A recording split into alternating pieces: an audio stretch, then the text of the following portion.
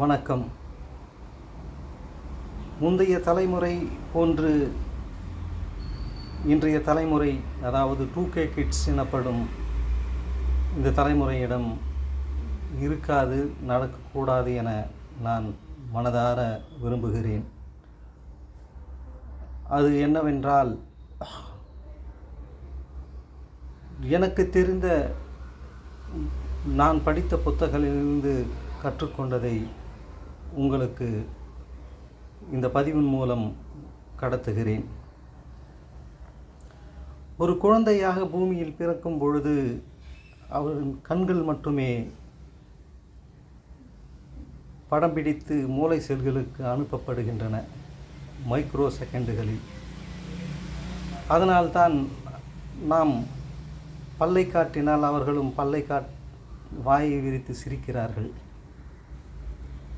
எனவே அப்படித்தான் வண்ணங்களை பார்த்தால் அவர்கள் தவழ்ந்து சென்று அதை கைகளால் பிடித்து கொள்கிறார்கள்.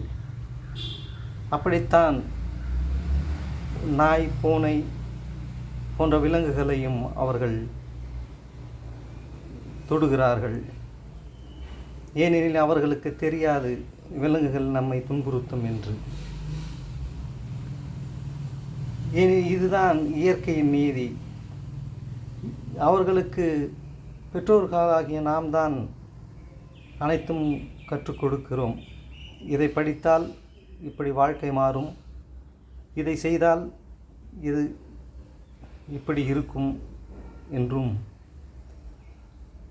யாருடன் பழக வேண்டும் என்றும் சொல்லி அவர்கள் மூளைகளை செல்களில் பதிவு செய்வதால் அவர்கள் அப்படியே மாறுகிறார்கள்.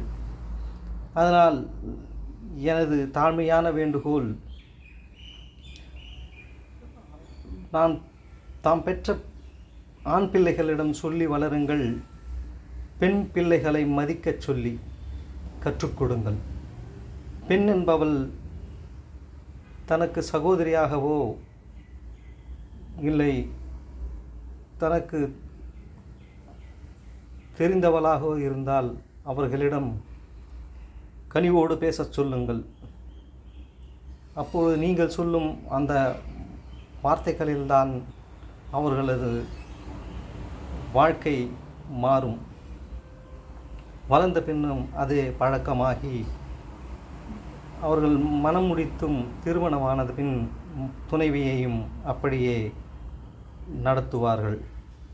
இல்லை என்றால் இப்பொழுது நடக்கின்ற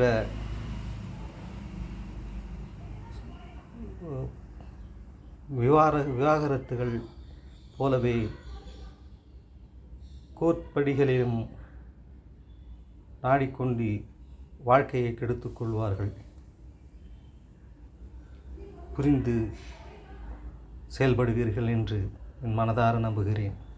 வணக்கம்.